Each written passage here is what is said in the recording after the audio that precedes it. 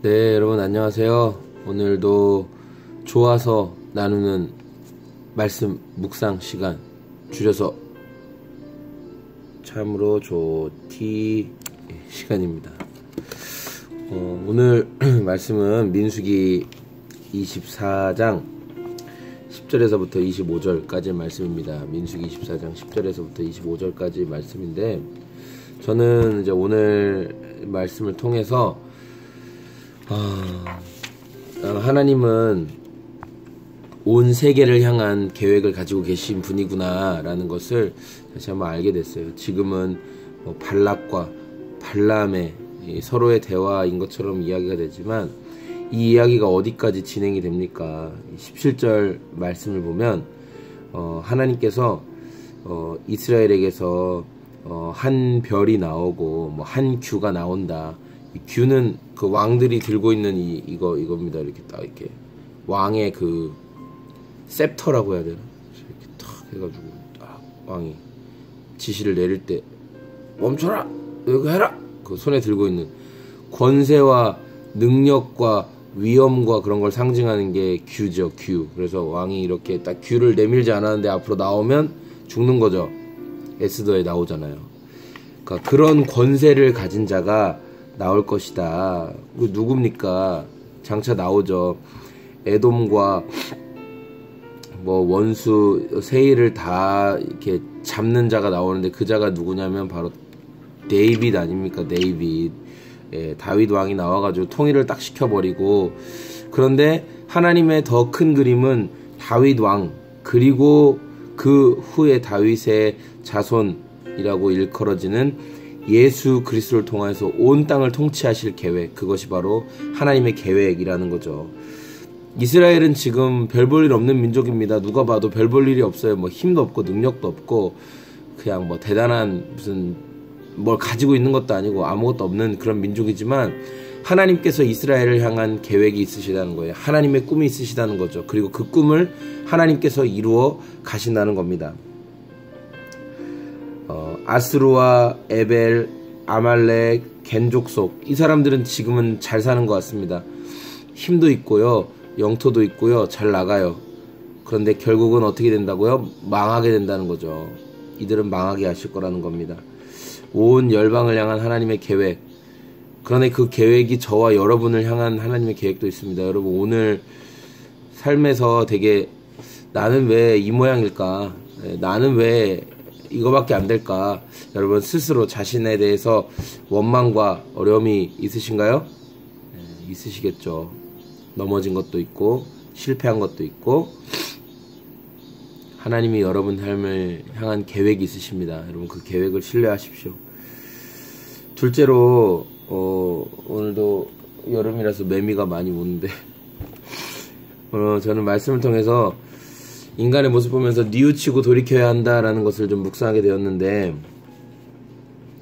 이 발락이 발람 선지자에게 3번이나 그 예언을 하라고 얘기하는데, 3번 다 예언했지만 하나님께서는 이스라엘을 향한 그 저주의 메시지를 주시지 않고 격려, 이스라엘을 위로하는 그런 메시지를 주셨어요. 그러니까 이 발람이 계속 긍정적인 예언을 하니까, 첫 번째 예언, 두 번째 예언을 듣고 나니에는 발락이 축복도 하지 말고 저주도 하지 마라 이렇게 얘기를 하죠.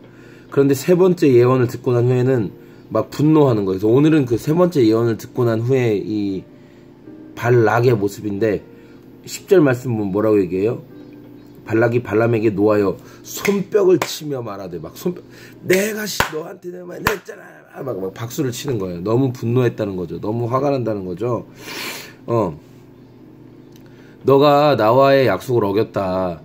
너 이스라엘을 향한 저주의 메시지를 해줘야 내가 너에게 금도 주고 은도 주고 막 재산도 주고 할 건데, 네가 지금 이스라엘을 향해서 자꾸 긍정적인 얘기만 하니 너 돌아가. 너 네 집으로 빨리 도망가라.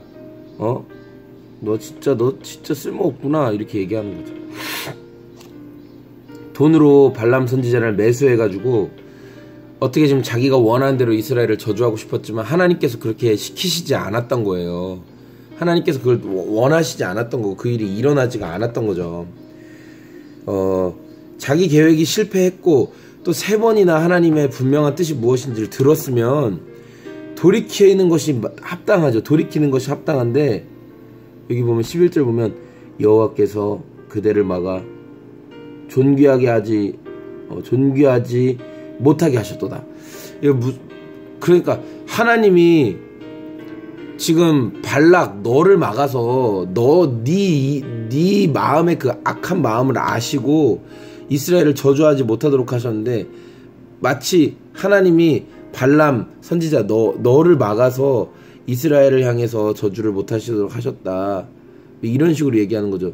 지금 하나님은 발락 왕이 돌이키기를 원하시는 겁니다. 발락 왕이 헛생각하지 말고 이스라엘을 향해서 악한 마음 품지 말라고 하시는데 이것을 자기 메시지로 받아들이지 못하고 발람 선지자에게 비난의 화살을 돌리는 거예요. 당신 탓이라고. 네가 지금 그렇게 해야 된다고.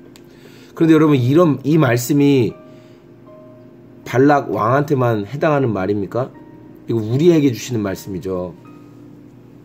우리는요 하나님의 이 징계의 말씀을 들을 때 그리고 내 욕망, 내가 가지고 있는 욕망이 있죠. 여러분 욕망이 있어요. 다 여러분이 하고 싶고 이루고 싶은 게 있는데 저도 제가 하고 싶은 게 있어요.